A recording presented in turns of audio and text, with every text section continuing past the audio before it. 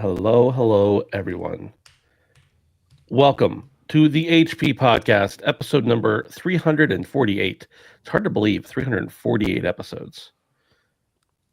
I think we should call it the Guinness Book of World Records. Partner. And they'll say, have you ever seen another podcast in your life that has made it? We will have broken the record for most episodes produced of the Handsome Phantom podcast. True. Dude, as far as Handsome Phantom goes, Every week we do that. We're like the South Park of Handsome Phantom. True. Or the Simpsons. Before we even get started, this is the HP podcast, but Edward Walton pops in and says, position change today. And you know what? He's right. I didn't mean to do that. So I'm just going to, take care of it real quick. I got real cocky there thinking I could do it real quick. Turns out I can't. Why do I got to always be at the bottom? Well. Ooh, that's better. How's that? How do you like that? You're at the bottom again. Whatever. I get like half covered with the graphic every single time. I don't have any graphics this time. Good. He's the bottom and Ben and I are on top. Shoddy anal. Here, how about this? Let's just switch it all up. Ooh. Confuse the heck out of everybody. Audio listeners love this. Yeah, audio. This is audio listeners' favorite part of the show, is when we talk about things that they can't see. The fucking live musical chairs that we're playing right now. It became just a habit, and once Dave got admin access to our StreamYard account, which we don't use anymore, whenever I would click him to bring him onto the screen, he was just always in second position because he was like not the host but the admin. And then I just kind of stuck to it, but this time, I didn't, and now it's back to the way it was. Brandon, you could have been, I didn't even know because of the interface I have here where you were positioned on the screen. So you can thank Edward Walton for bringing it to my attention. Thank you, Edward, for making me be at the bottom of the totem pole. Yep. I hope you're happy. Yep. I don't know what kind of vendetta you have against me, sir. How you boys doing today?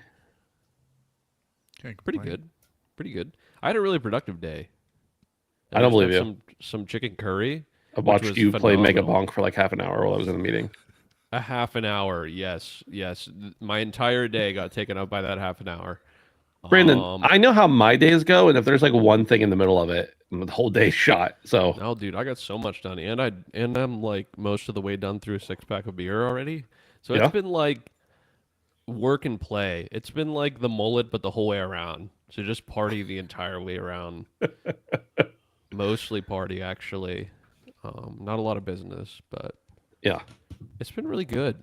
Good. It's been really good. I'm glad to hear it. Yeah. Dave, how has your day been? Has it been as productive as Brandon's? I didn't play Mega Bonk in the middle of the day, but you should have. Yeah, I mean, I worked. Yeah, that's about it. Do you regret not having played Mega Bonk in the middle of the day? I do. Now I do. Yes. Yeah, it sounds like you could have easily. Yeah. Should find a way to do it at work. Is it something you can play at work? Very carefully. Isn't that the rule for all games? But it sounds like one of those games you kind of gotta hide. Mega Bonk? Yeah. Isn't Mega Bonk like? Isn't it like the horny jail thing? No, not at all. Not at all. Oh, okay. And you can pause it too, so it is actually like premium for that sort of thing when you think about it, because you can just completely pause a run. Yeah, we'll talk about Mega Bonk later, Dave. In the meantime, I'm going to let you think it is exactly what you think it is. It's definitely a hentai sex game, if you were wondering. We've all been playing it, as well as Shroud, live on Twitch. Cool. Edward Walton says... Speaking of... Edward Walton says, here's a $5 for putting Brandon on the bottom again. Legendary, bro. I don't know if that's a $5 for an apology that he put you on the bottom, or a thank you for putting you on the bottom. I think it's a thank you, but the fact that he just gave $5, I'm going to praise it regardless. Yeah, definitely. But I'll forget quickly and be angry. That's fair. I agree with that. Dave, how's your day other than Well, you already answered that. I was going to ask other than work, but that's probably your whole day if you're anything like most. Can I tell you about my weekend? Can we go back a couple days? Is that okay? I think I would just prefer not to hear from you anymore. He didn't play Mega Bonk, so we're not really interested. Yeah, Dave, I want to hear about your weekend. Okay, it's video game relevant. My daughter's birthday was on Sunday, and we had a little birthday party for her on Saturday, and a whole bunch of family came over, including my nephews who are 14, and they've been into gaming for like quite a while. But I kind of had a proud moment because like everybody was upstairs, and we didn't send them downstairs. We said, if you guys want to go downstairs, which is here, like you can.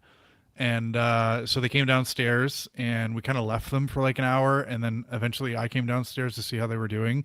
And I got my PS5 here and stuff, but then back there I have my Xbox 360, and I came downstairs to them playing Batman Arkham City, and I was like, fuck yeah. And I had like the PS5 on and everything, and like Borderlands 4 is on here, and Fortnite's probably still on here, but they decided to play Arkham City, so the kids are all right. And I started talking to them a little bit about like their gaming.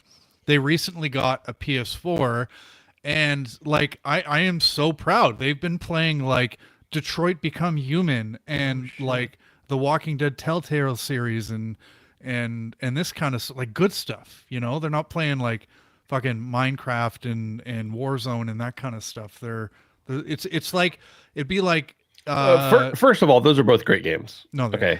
But it'd be like if you caught your kids listening to like the Beatles or the Clash or something, you know, you'd have a proud moment. You'd be like, you know, or Post Malone. Yeah, they listen to the quality stuff, not mumble rap trash. Surely you're not comparing Detroit Become Human to the legacy of the Beatles. I don't want to take away. In this context, I am, because story-driven narrative, you know, and they were talking about all the different endings and stuff like that, and I'm like, I didn't know Gen Z was interested in this kind of stuff. I didn't know they had the attention span. You know, there's no microtransactions in Detroit Become Human. It's just thinking, you know, and it was a proud moment, nevertheless. So. Now, Dave, when you walked downstairs and saw them playing on your consoles, did you slap them around a little bit for touching your stuff, like without asking? So they very nervously asked for permission first, and I had left briefly to go get something, and they said to my wife, they're like, "Can we play Dave's Xbox 360?" My wife was like, "Yeah, go ahead." And was like, "No. Can you call them and make sure?" They were like super nervous about playing it, but they did go through the appropriate channels and get permission. But now these are your wife's nephews, right? Not yours. Yeah. My nephew's in-law. It's a deep cut for those who've been around a while. Real Radic says, "No way Dave unironically used mumble rap as a diss in the big 2025." Sounds like he did. Sounds like he did. He of all people would call that out. Yeah, that is he did, of all people, as a matter of fact. And since all people are here right now in this live show, he's the one who did it. Speaking of this live show, this is the HP Podcast. We talk about video games and mumble rap from time to time. Mostly the mumble rap part, though. We appreciate you being here. We're live every Tuesday night on YouTube.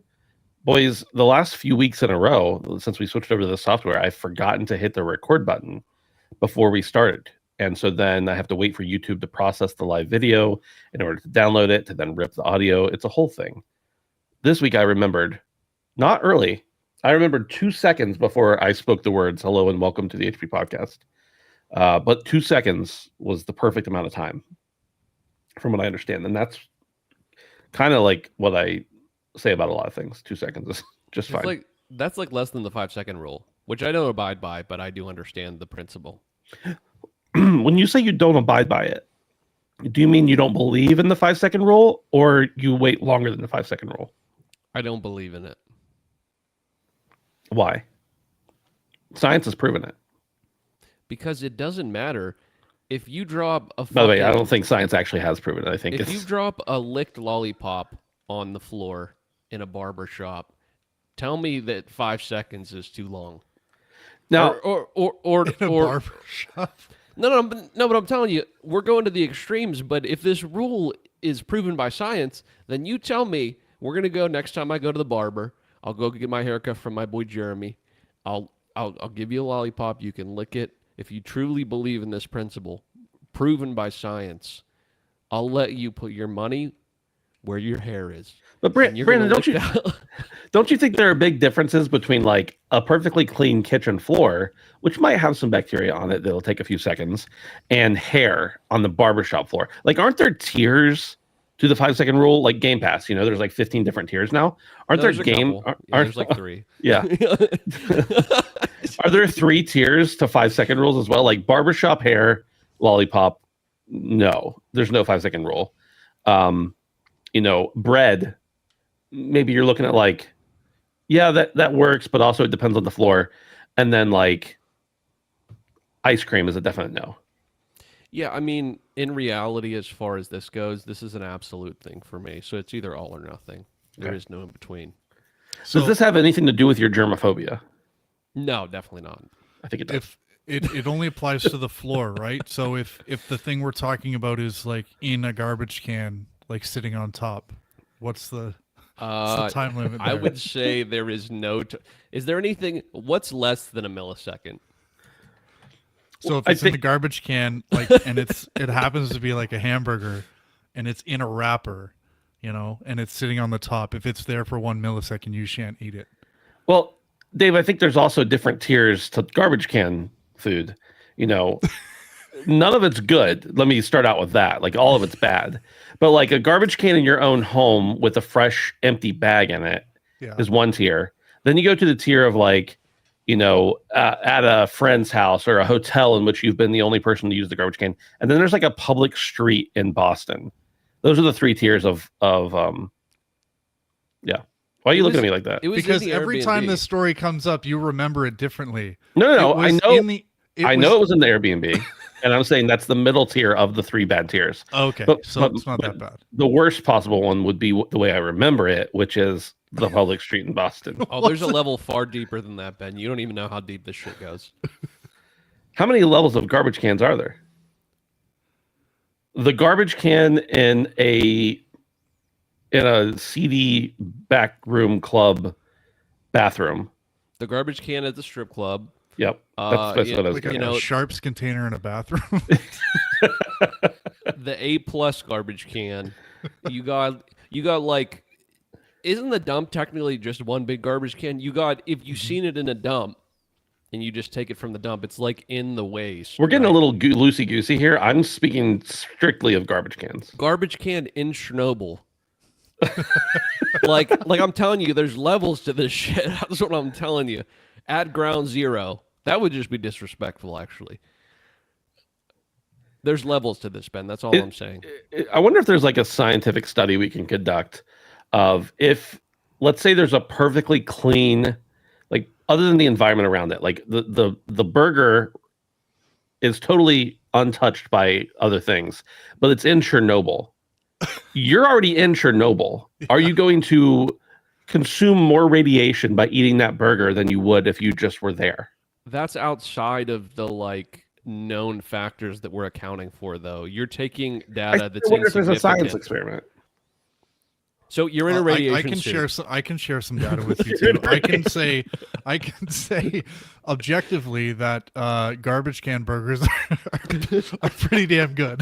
Anecdotally, David can say that. Now, Dave, you're talking strictly about taste here. What about the effects it has on your body? Because as I recall, that week, your body did some weird things. No, it was fine. We were indulged in all kind of things that week, so it didn't. I think there were outside factors that were enabling. I saw Dave almost kill a crowd of people accidentally. Mixed results. Mixed results. They shouldn't have been standing there. That's true. If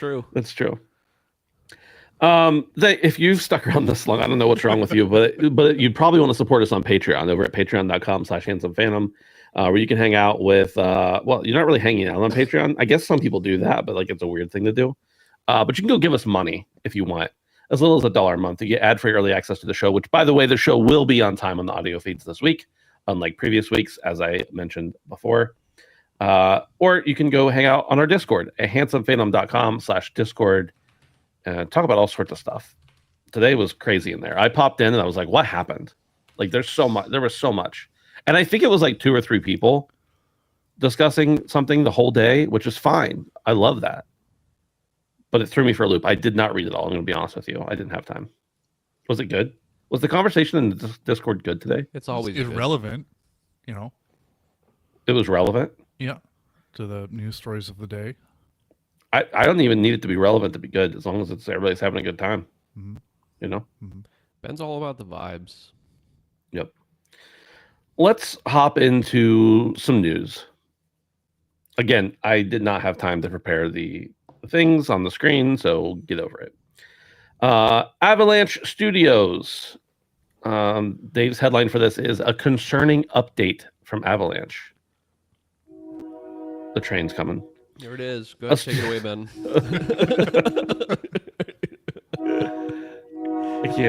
I can't live like this anymore. The timing is always so perfect. I can't live like this anymore. A studio update from Avalanche Studios Group. In light of our current challenges to our business and the industry, we have thoroughly reviewed how to best ensure Avalanche Studios Group's long-term success. This review has led us to the difficult decision that we must make changes to our staffing and locations. As a result, we're proposing to close our Liverpool studio and to initiate a collective consultation process as required by UK law. This will impact all Avalanchers in Liverpool. The changes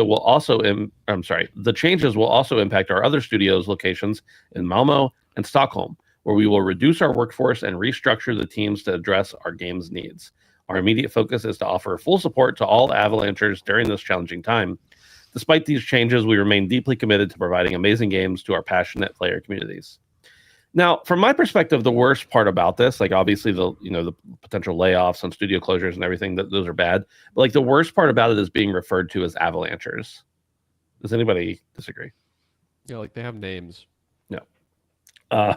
Dave, sound off on this.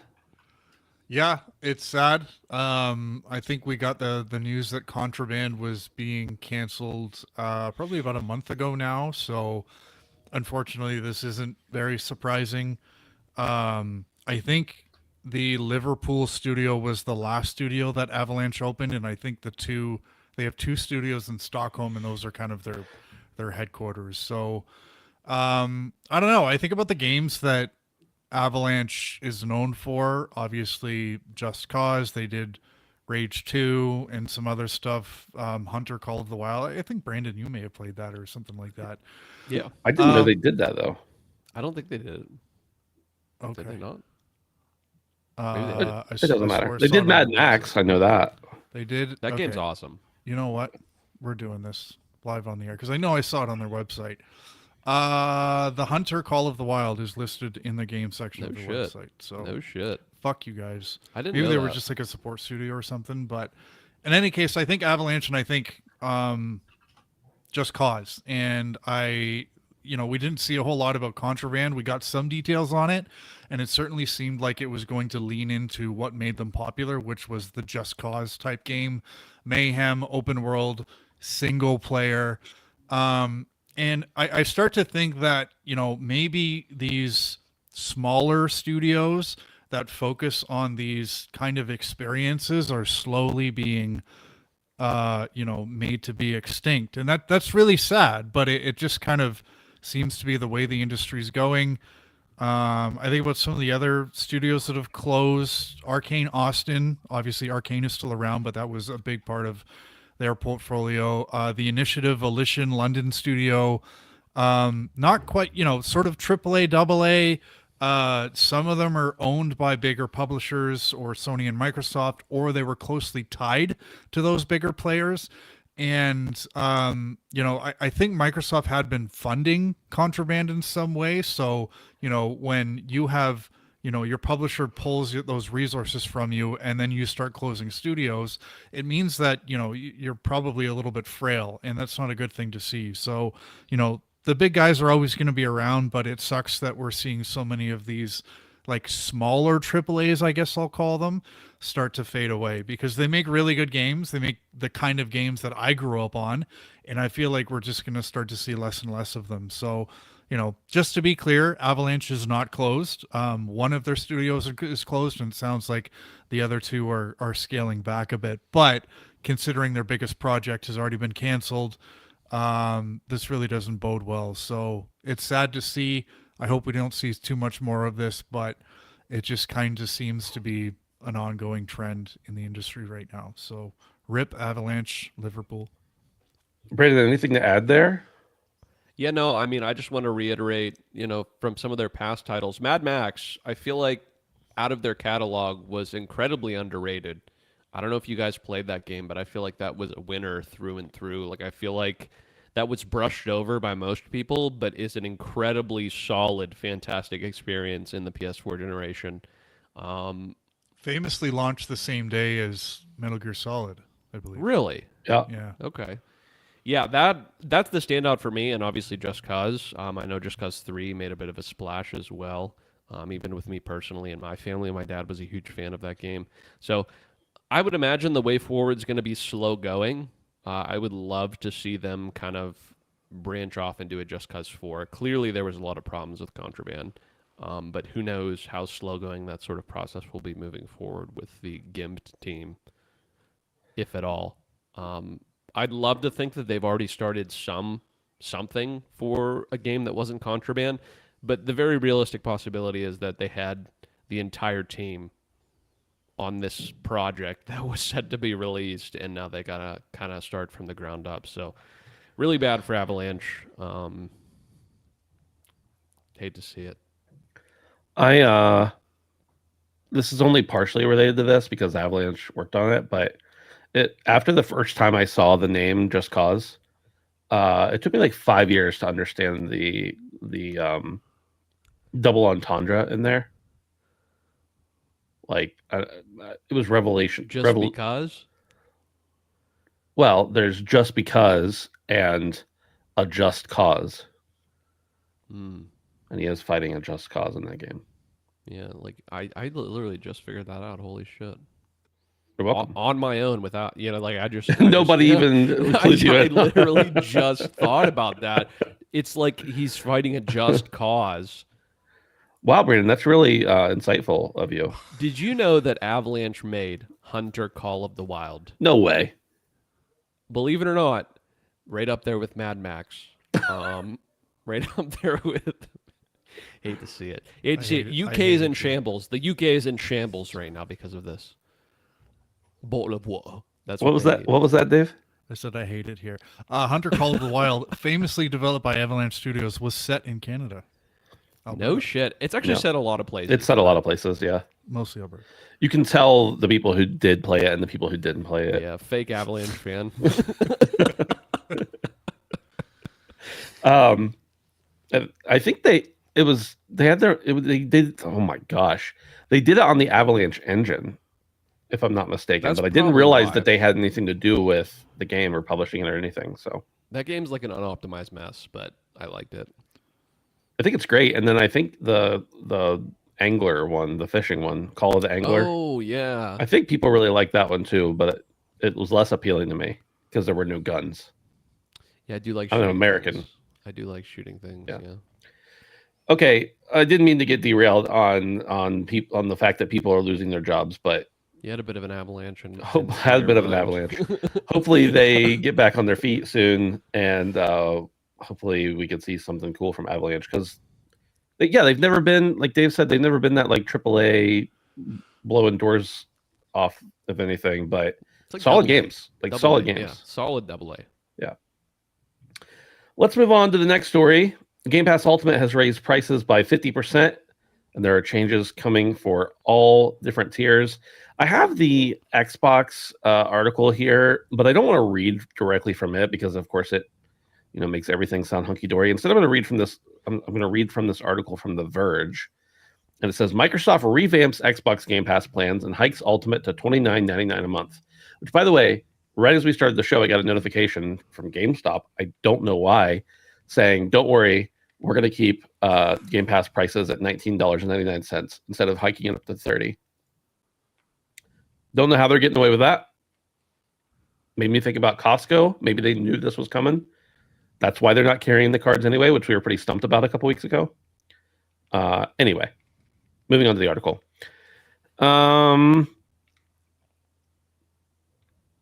It says Xbox Game Pass Core is being rebranded to Xbox Game Pass Essential, and the standard plan is now Xbox Game Pass Premium. What's new for everyone across all three Xbox Game Pass plans is bigger game libraries, including PC games across each of the plans. There is also unlimited cloud gaming, which is new to Essential and Premium subscribers. Xbox Game Pass Ultimate is moving from $19.99 US a month to $29.99 a month, which is a surprising $10 increase. While Microsoft increased the price of Ultimate last year without improving the subscription, it's adding a bunch of improvements this time around. It will now include more than 400 titles globally, including the majority of our partners who want to continue to bring their future games to Xbox Game Pass. Microsoft is adding 45 games to Ultimate today alone, including Hogwarts Legacy, a variety of Assassin's Creed titles, and many more Ubisoft games. Quote, we're also now giving access to more than 75 day one releases each year. That's a 50% increase over the ones we provided last year. Ubisoft Plus Classics is also now part of the Game Pass Ultimate pack, a perk that provides access to a selection of Ubisoft games. On November 18th, the Fortnite crew will also be a part of Ultimate, which gives subscribers the Fortnite Battle Pass, 1,000 V-Bucks each month and more. With Fortnite Crew and Ubisoft Plus Classics, those combined add about $28 a month in value to Ultimate subscribers. Cloud gaming is also coming out of beta and getting a 1440p resolution support and bitrate improvements. And finally, Microsoft is also reworking its rewards program. Ultimate subscribers can now earn up to $100 a year or 100,000 points in the store by just playing games, which, by the way, that's less than it was previous. Premium is going to be priced at $14.99. It's going to have a bigger library. More than 200 games will be available on Xbox and PC. It's also getting unlimited cloud access. It's not getting access to, this is the big one, day one launch titles like Ultimate does. Yikes. And that excludes Call of Duty titles. They will still have Call of Duty titles, but it will not have other day one games from Microsoft. They're adding in League of Legends in-game benefits, so more characters unlocked, Warzone, Rainbow Six Siege, etc., and they'll be able to earn up to $50. And then you have Xbox Game Pass Essential. It'll still be priced at $10 a month, just like the core subscription was. It'll have 50 titles in the library instead of 25. And again, it's accessible through PC or console. They'll also be able to stream games that they own already, as well as access in-game benefits from Riot and earn up to $25 a year. PC, this is the last piece. PC is moving from $11.99 to $16.49, which is a 40% increase. But there's really no changes happening to the service. They're not getting Ubisoft Plus Classics, but they will be getting about 50 additional Ubisoft titles across PC Game Pass, and it will continue to get day one titles. Boys, this is not really a surprise, but it is a big hit for a lot of people. Moving from $20 to $30 US is a giant leap, especially they are adding more games, but when you add in things like Fortnite Crew, which many people care about, but many people don't, and you add in things like the Ubisoft games, which again, many do, many don't. PC seems to be the winner in this, although, still losing a little bit by losing $5 a month. Brandon, what do you think about this overall, both on a services offering as well as a overall industry offering, I guess? Yeah, I mean, honestly, I'm surprised it's taken this long, although it is kind of drastic. I almost wish they would have slowly crept it up to kind of get people used to. I think the optics of raising it by this much, this quickly, is kind of bad.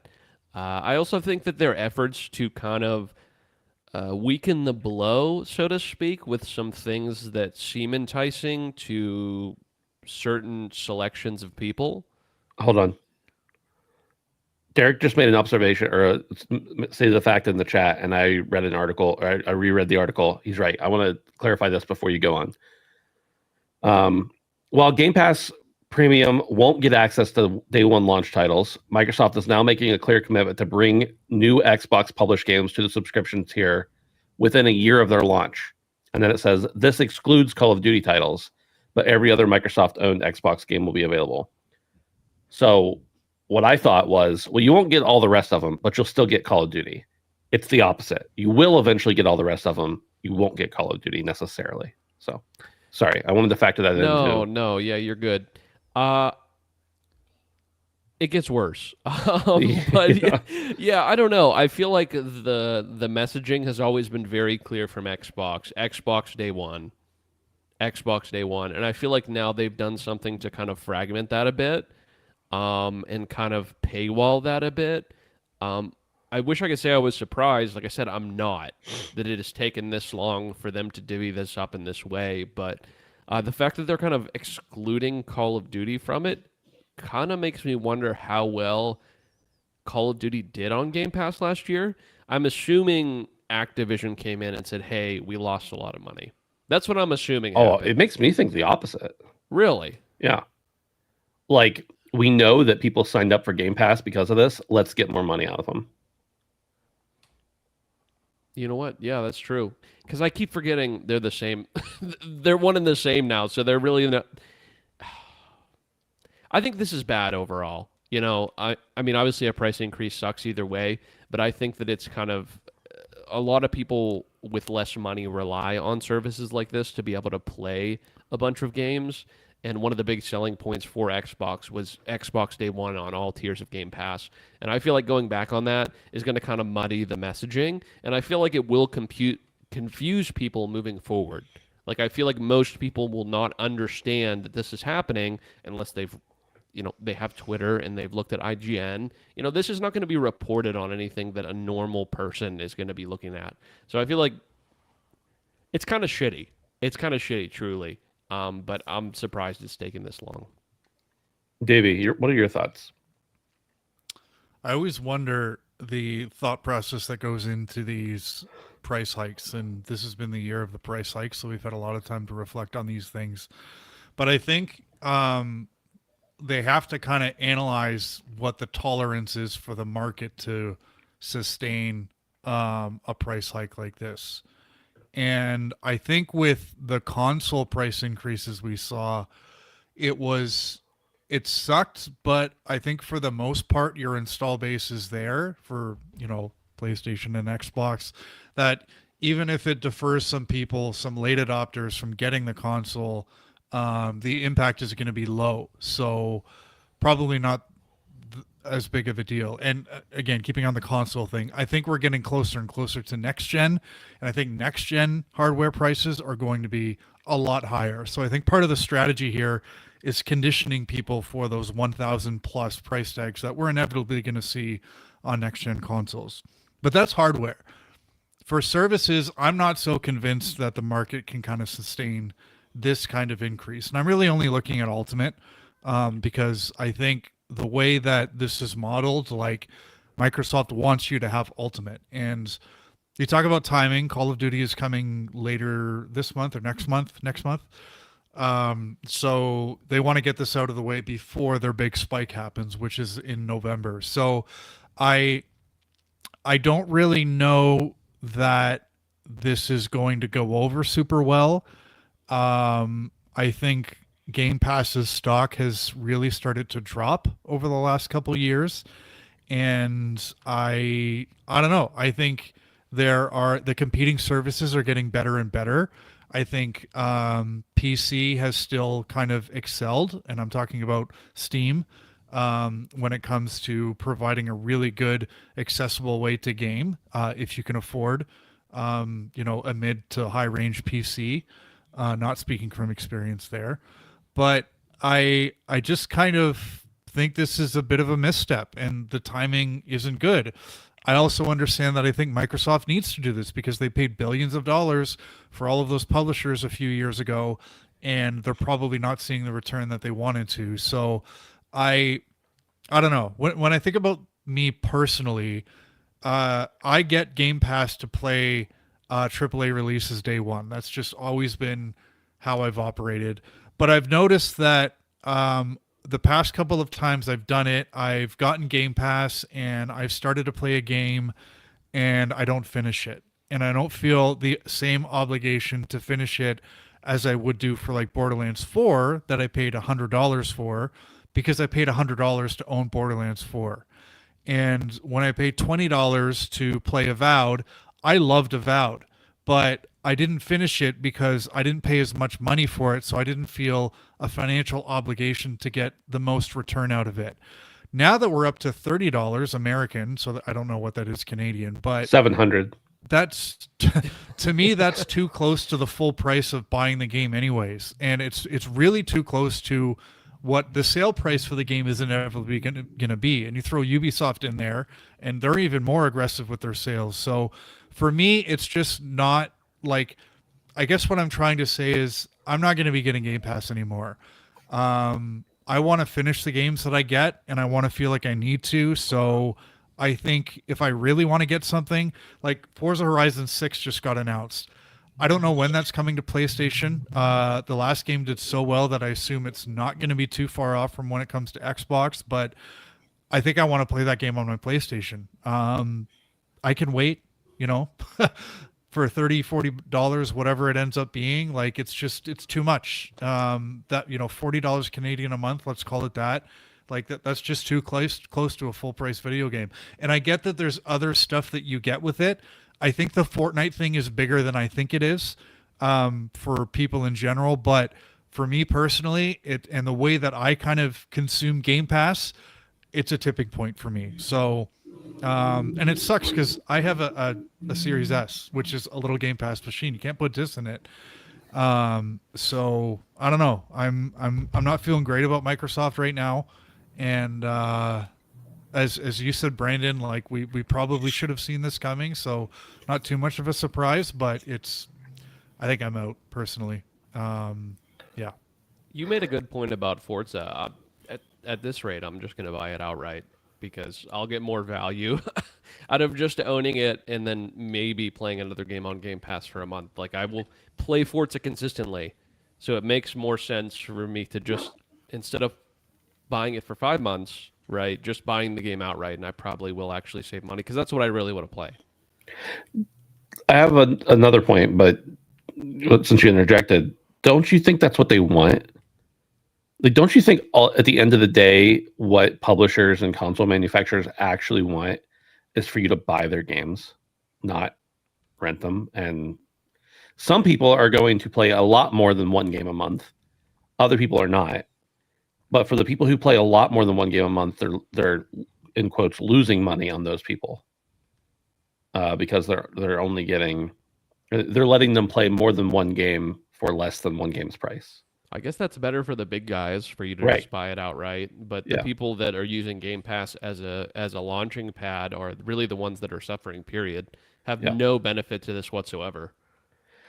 But this is where like Microsoft's strategy has gotten so confusing because now they've put all their best stuff on PlayStation. So the average gamer is going to be like, well, that's going to come to PlayStation eventually anyway. So why do I need to get Game Pass, and why do I need an Xbox? That kind of stuff. So it's just their moves have been so confusing for so long.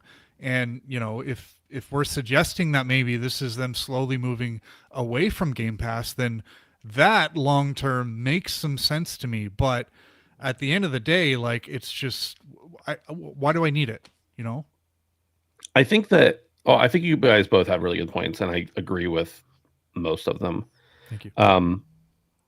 The one thing I was going to say, Dave, in response to what you said, is that you, me, and Brandon have I used to be, when Game Pass was like $7 a month for PC or whatever it was, I used to just keep it all the time, and I just had it. And now I'm much more like the way you do things, where if a game's coming out that I want to play on Game Pass and I don't want to buy it, I'll just pay for a month, and half the time I finish the game and they refund me anyway. So it didn't cost me a thing. But if it had, it would have only been a few bucks, 10, 15 bucks. I don't think that that's like, we're their least favorite clientele for Game Pass. People who are going to opt in and out. What they want is people who get a subscription, utilize it, think this is pretty good, they let it run to the next month, and then they just have it, and then they don't think about it anymore. Like, that's the point of all subscription services, really. And I'm not saying anything here that's profound. I'm just like reiterating on the different types of clientele, is that what they want is for people just to be in all the time. And I think that's why they've given so many different options. And by the way, I'm not advocating for a price hike or for the changes they've made. I'm just saying it does make some sense from a business point of view. Like when you're giving Essential, which is probably the best value of all these, $10 a month, you get access to a lot of different stuff. Plus you can play on cloud. You can play on PC. In addition to your console now, you get access to those 50 games. You get games that you own, you can play on cloud. And we know cloud is such a huge part of gaming, even if we don't like to admit it. Like that's a really appealing plan. But even like if you look at the Ultimate plan, there are a lot of people who had the old Ultimate that probably didn't care about a lot of the spiffs that they had. But now that they also have the Fortnite crew, which we don't need to boil that down, but the Fortnite crew, if you are someone who plays Fortnite all the time, the Fortnite crew is a great value. If you're already buying battle passes and stuff like that, Fortnite crew is great. If you're someone who is really interested in all the EA catalog, like that's a great thing. If you're interested in Ubisoft catalog, that's great. So like they are adding value to that Ultimate tier. It is a objectively better deal than it was before, if you're utilizing all those features. But then there are people who who don't care about all those extra things, and for those people is the people it's really hurting.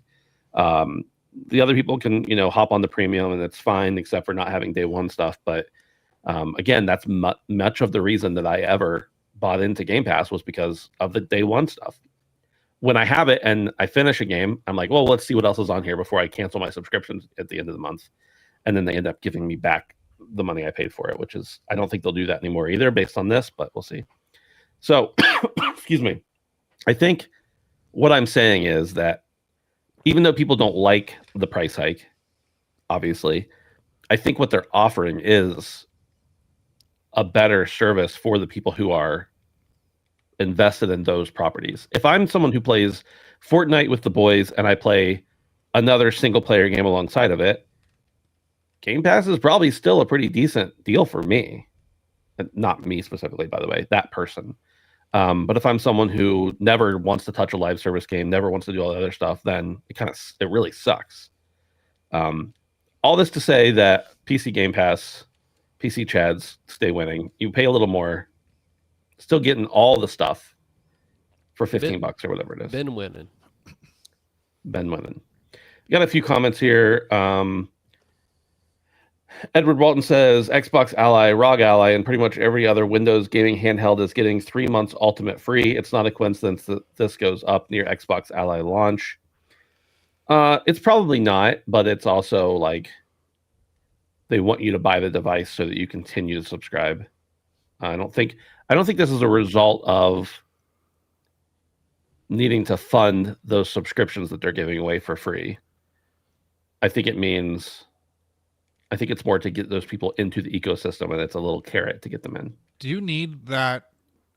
Do you need a Game Pass subscription for that thing to work? Or do you just need a Game Pass subscription to get the most out of it? No, it's pretty much a Windows machine. Yeah, it's just a Windows machine. Yeah.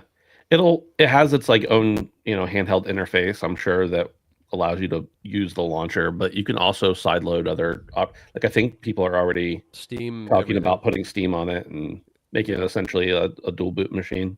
That was a part of the presentation, is that recently after they were saying that it wouldn't be exclusive to Xbox games, like you would be able to launch Steam on it. Radic wants to know in his very serious fashion, are you still expecting an even cheaper tier in the future with unskippable ads while playing games? Only for Ubisoft games. I don't think there'll be unskippable ads, Radic. I think they'll be like on the side of the screen. They'll like bump your game over into a smaller window and like Subway Surfer ads will run there. I think that's probably what we're looking at. And then you have to do the little farming simulator where you do like 2 seconds of the ad where you like plant 3 things and then you run away from zombies and then the ad will finish. Yeah, and then you download the game and it's nothing like the ad was. You get redirected to a page, yeah. Mm-hmm. Speaking of the tiers, why did they make it the same names as the PlayStation Plus tiers? Because they're hating from outside the club. Yeah. Confusion sells. Ed Casty says PC day one still getting COD means I'm winning. PC Game Pass still gets day one games. I think Ed and Edward were having 2 separate conversations, and Ed Edwin thought that Edward was responding to him when he said, no, you don't. He meant about Game Pass. Too many ads. I'm confused. We need less Eds in the world is what we're saying. I pick Walton. You can decide uncle. whether I'm picking Walton to stay or to go, but I'm picking Walton. How's that? No, leave them, but my uncle can go. Okay. This is a horse we beat to death, but I wanted to say one more thing, and I kind of alluded to it at the beginning.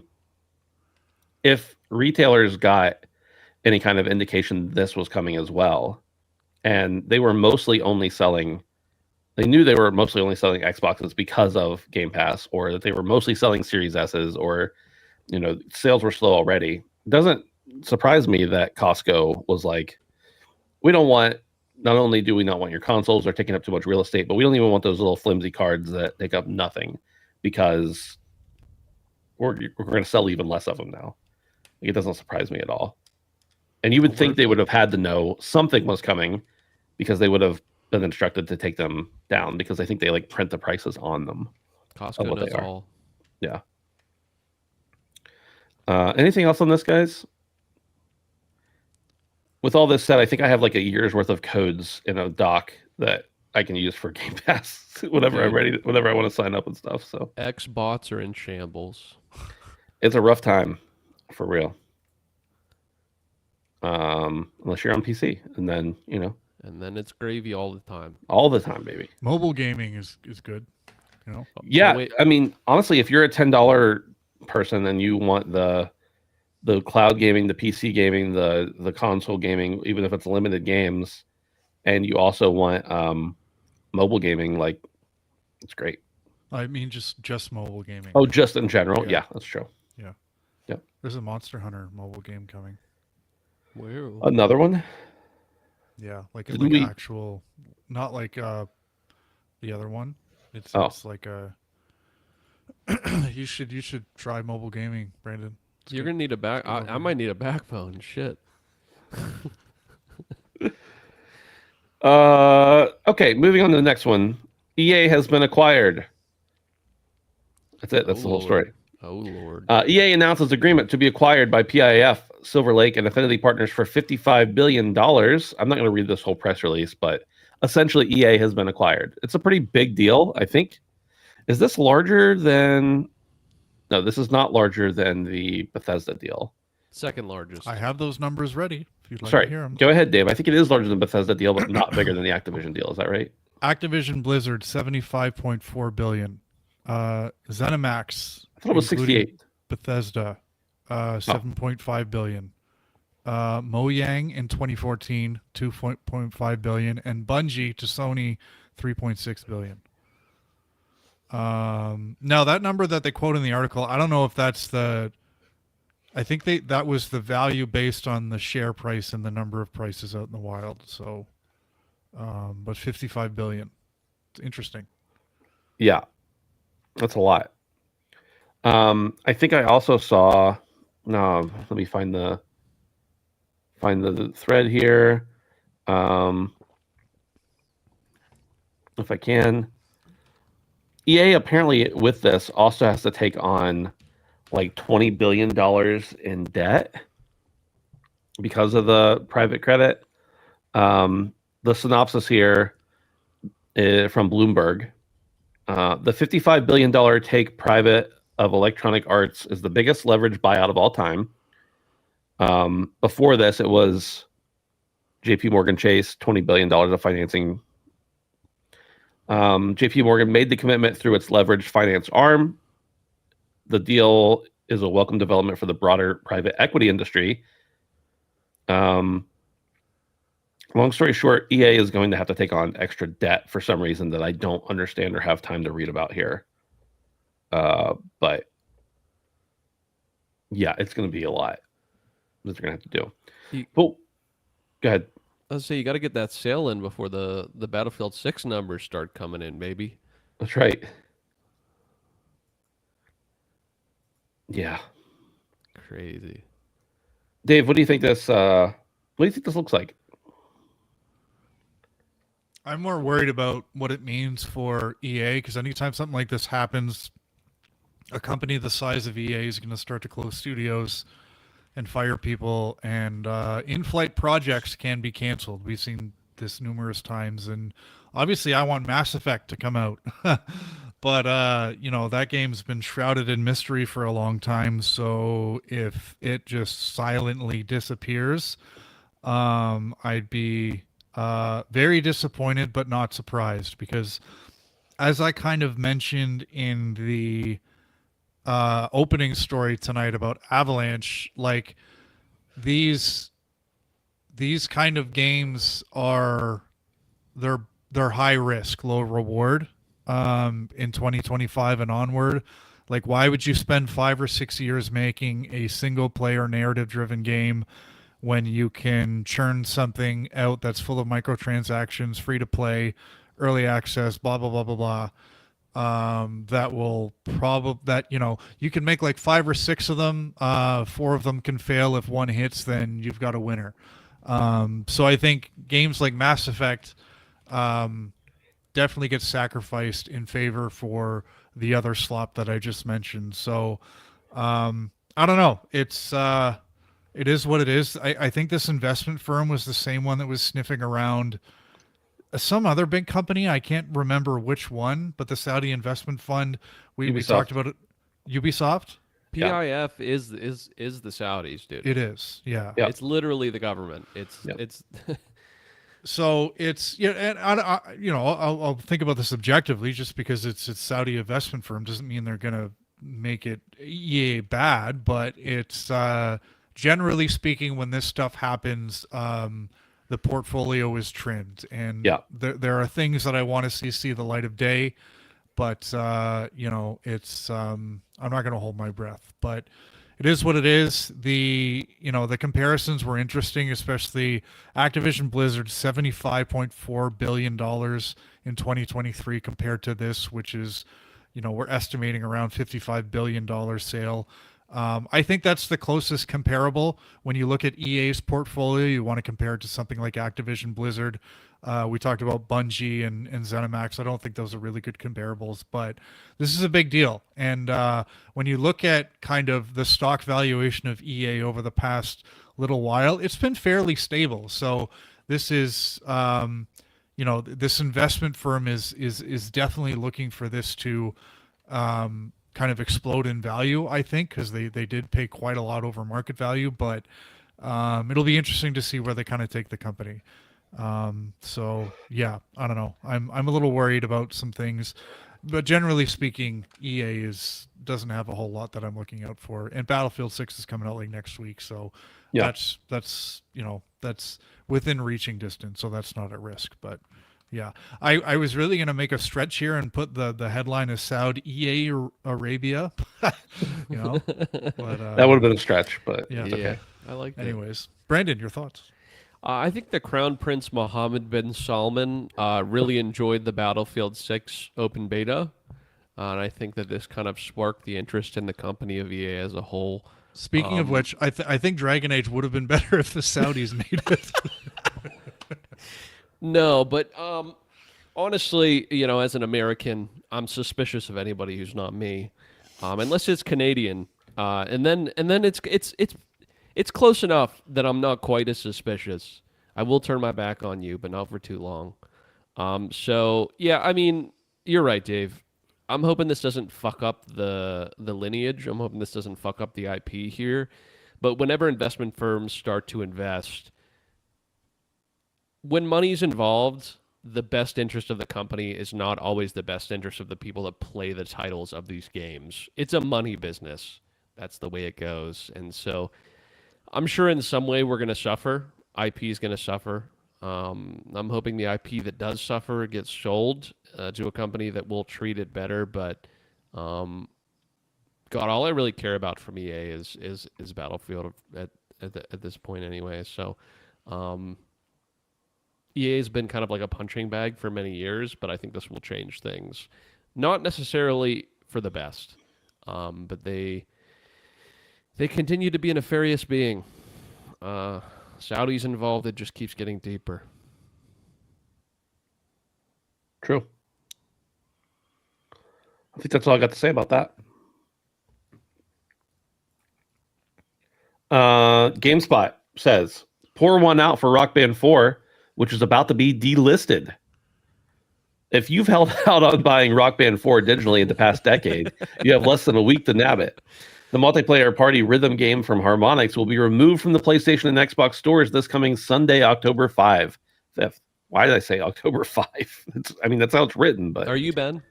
October 5th. Tell me right now if you're not Ben. Save potato. You can't prove it. Almost 10 years. What if I was just like an AI sitting here and reading this news story? Jesus. Almost 10 years to the day after its release. Harmonix producer shared the news of the impending delisting on the official Rock Band Discord server, as spotted by Wario64 on X. According to Wen, the original licenses for the core soundtrack are expiring, though anyone who owns the game digitally can still access it and install it. Boys, end of an era. I mean, again, I don't really know how many people were still buying this game, especially since it's basically impossible to get a hold of the hardware, the plastic hardware that went along with the game that you need to play the game. But Brandon, you and I have had many, many good times playing Rock Band of all shapes and sizes. Of course. Over the years. Yeah, of course. How do you feel? It's going to continue to get more rare, all of this Rock Band stuff. It truly is a shame. It's one of those time and place things. I feel like people that didn't get to experience it really genuinely missed out. And the price tag in order to buy into something like this at this point just keeps getting greater, and this is another step in that direction. So, yeah, very sad. I think that Harmonix had a really good thing going. It's really tough with the landscape of how music works now, and the licensing fees, and just the overall, I don't want to say politics, but almost the way the music industry has kind of treated music and video games and music and media and like all the copyright issues. It's very difficult to sustain this sort of game over a long period of time. So it's kind of surprising to me that it's managed to hold on for so long. But yeah, truly, truly a shame. These games were kind of like a time and a place thing, like I said, but I miss them greatly. I really do. There is nothing more nostalgic than playing Rock Band with the boys. I mean, truly, some of the best memories were formed around that awful, awful drum set that makes an awful noise when you hit it. But yeah, sad to see. Really sad to see. I wish Harmonix would do something else with the music, even if it was original stuff.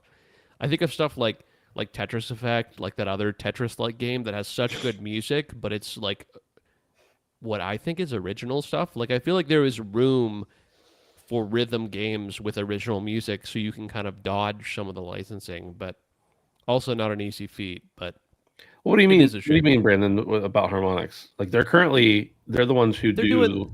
I know, yeah. But like, is it the same? No, not at all. That's what I'm saying. Is like it's like a bastardized version of it. Yeah, truly, in my opinion, and I've tried it. Right. Yeah. I think it's fine, but I would love to see them be able to be outside of the Fortnite X, Roblox type game inside of a game thing, because I feel like they're more talented than that. But Dave, do you have any experience, good or bad, with Rock Band? Rock Band, no. I was a Guitar Hero. Yeah, I was a Guitar Hero guy. I just, Rock Band was fun as like a party game, but I just for the pure gameplay, I thought the guitar on its own was enough. So, I think Legends of Rock was the one that had Slash on the front of it. Yeah, that sounds right. Yeah. That one was really cool. And do you guys remember they did like Guitar Hero on tour for the DS? And it had that little thing that plugged into it with the buttons. God. Yeah. Yeah. Those were the days. And I got really excited when they attempted to kind of make a comeback with Rock Band. I don't know if they did, but like people, a couple of years ago, all of a sudden people were buying up the peripherals and Rock Band nights started up again. And so it's sad to see. But the reason I kind of found this interesting, and I don't know if either of you know this, but I think about these games and how they have licenses to use the music for, in this case, 10 years. But like, how does this work in other games where there's licensed music? And Forza came to mind because, it's a game with a soundtrack. Does it have to have like its music patched out after a certain point in time? Or is it a different situation because, it's just music in the game? It's not the whole point of the game. Like, does anybody know how that works in other? Yeah, I do actually. Well, some of those games have been delisted because of their music in the past, but I think that at some point in the last 10 years, a lot of companies started figuring out, oh, anything we make going forward, we're going to have to build the licenses with that in mind, with delisting in mind. Of course, there are many bands who are totally open and willing to like extending the licensing contract, especially when they're held by like big corporations that aren't the band themselves. Most bands would be all over it, but the big corporations are more likely to put up a little bit of a fuss. But definitely more games have started building that into like their initial licensing deals, that it's just a perpetual license. I don't know of any that have patched out music, but I'm sure there are some. Interesting. In either case, this is it's I thought the story was kind of cool to look at because it was kind of nostalgic. But yeah. And Yeah. DJ Hero, that was another one that I really liked. And Oh yeah, baby. yeah, I got crazy. the that problem one is that still. peripheral sucked and it broke really easy. It was It did. it's too much going on, and yeah. I still got 2 of them. When it did work for me, it was a lot of fun. Yeah. Yeah. I don't remember why, but I wanted DJ Hero so badly, and it was at a time where like I think I was in college or maybe high school, but I was like, my mom was like bugging me, like, what do you want for Christmas? I was like, I don't know. Like, I don't want, whatever. And I ended up seeing Rock Band 2 on sale at Big Lots for like $20. And I was like, just give me that. She's like, I can't just get you $20. But I had it. That's how I got it anyway. I had like the DJ Hero soundtrack that I would just listen to when I wasn't playing it because some of the mixes were so cool. Yeah. Edward Walton says GTA 5, they removed music and added other music via updates. Radic wants to. Oh wait, a good example you can use is that GTA 4 got patched on Steam because some songs lost their license. And then he said Forza does get delisted frequently, which he's right. Certain editions of it.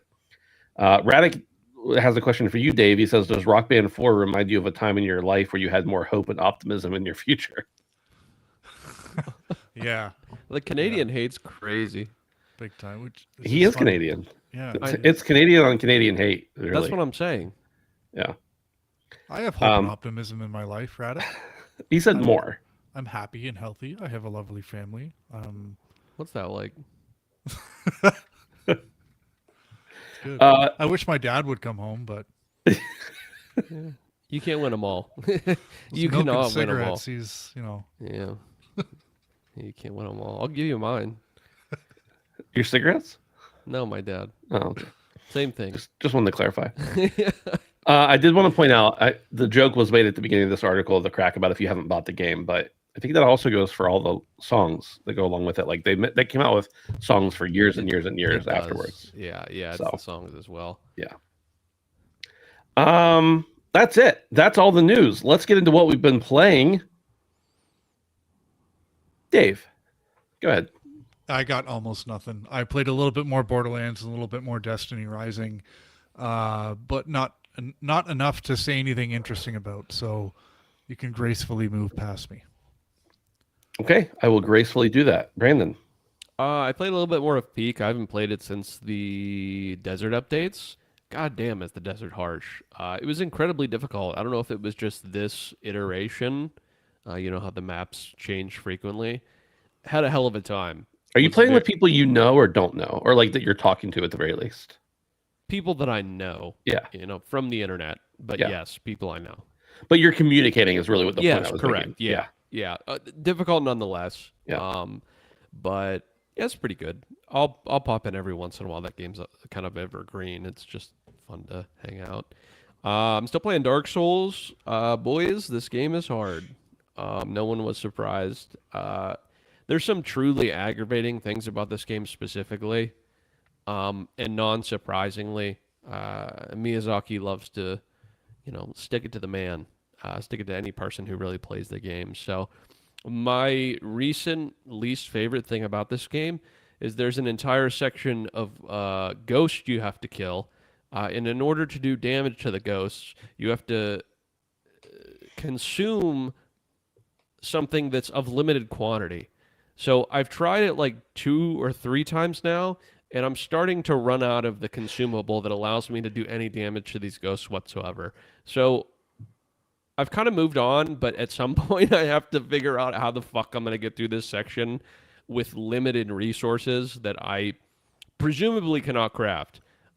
This game is really good, and I'm having a lot of fun when shit like that doesn't happen. So, last but certainly not least, and what I've put the majority of my time this week gaming in is Mega Bonk.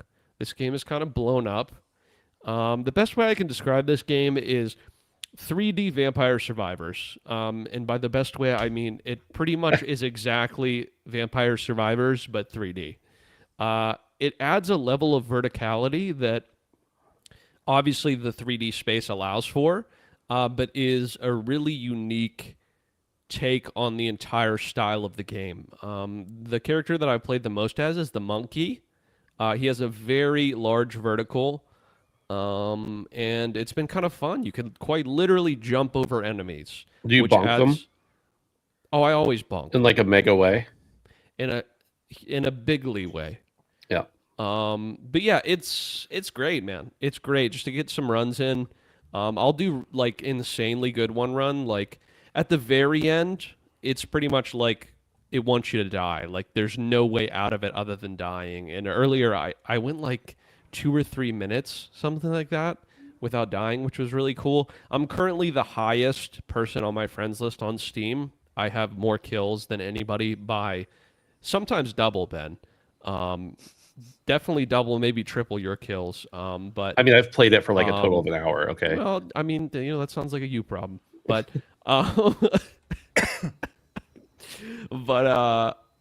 no, it feels good, man. It's really good. It's really simple. There are a couple things that aren't exactly one-to-one to Vampire Survivor, but I cannot stress enough how this game almost seems to rip off Bar for Bar. And I'm not necessarily saying that in a condescending way, mostly, but it's very, very, very similar to Vampire Survivor in almost every single way, aside from the addition of a couple small features and it being in 3D. But I'm enjoying it very thoroughly. There's also like stuff like, so stuff that isn't in Vampire Survivors that's like nominal shit too. Like you can have different skins for the character you like, which is kind of cool, just running around seeing something different. But Ben, I was kind of wondering what you thought about it. I know you said you didn't have quite as much time as the current leader of anybody on their friends list, but what did you think? Yeah, so you told me you had this, and we have like a Steam family since we're related and live in the same household. True.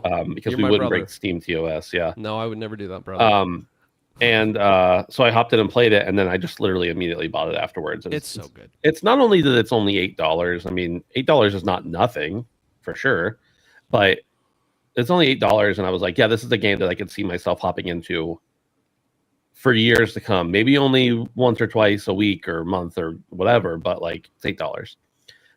But I love it. You described it very perfectly. It's a lot of fun. It's really cool. Also, like you do have an end goal. That is the one big difference between this and Vampire Survivors. In Vampire Survivors, you just kind of last until the end. Maybe you pick up some stuff along the way. You're fighting different bosses, whatever. But in this game, like what's that? I didn't hear what you said. No, go ahead. In this game, so far in my experience, you're like trying to find a boss portal and then beat that boss. And then, of course, you can still have the rest of the time for the run before the swarm comes and kills you. But it's like entirely Zoomer brain, this game. Like it's very, in my opinion, Zoomer leading, not only in the viral nature and the way it blew up, but also in like some of the text that's in there, like a lot of Giga phrases. Chad is a character. Yeah. Giga Chad is literally a character in this game with no exaggeration. Although, is Giga Chad a Zoomer thing, or is that more a millennial thing? Giga Chad was like the interim. Yeah, that's true. It transcends. It transcends, for sure. Also, Giga Chad's power is called Aura. Yeah. I mean, come on. Right. But yeah, it's a little bit coded in that way, but that's okay because it's still fun. So yeah, I'm enjoying it. I haven't had a ton of time to play it. I probably did play a little more than an hour, but the point being that Brandon will not defeat me ultimately. That's the whole point I'm trying to make. I have maybe like 7.5Ks in one run. Yeah. See what you could do, buddy. All right. I keep peeping that leaderboard, waiting for somebody to get anywhere close. Yeah. Well, some of us have jobs, so. Well, all of us have jobs, actually. I've also been playing some more Borderlands 4. I've just been proceeding. I'm gonna have to stop this. My strategy, or not my strategy, but like the thing I do right now is anytime there is a side mission, or that I can either get or that I already have, like that I've already committed to, I complete it before moving to the next mainline thing, and it's just slowing me down so much. And it's good. Like the side missions are good and they're fun, and I'm having fun playing the game. But I know I have this feeling I'm going to burn out if I don't just finish the game, and then maybe I go back and do some more side missions or play another character or whatever. But I just need to get through it.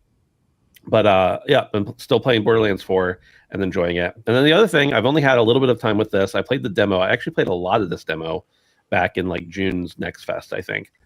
Is Clover Pit. And Clover Pit kind of blew up. They had a really great marketing campaign, awesome trailers, all that kind of stuff. But the game is super simple. You could kind of call it a roguelike deck building game, except you're not building a deck and it's not roguelike.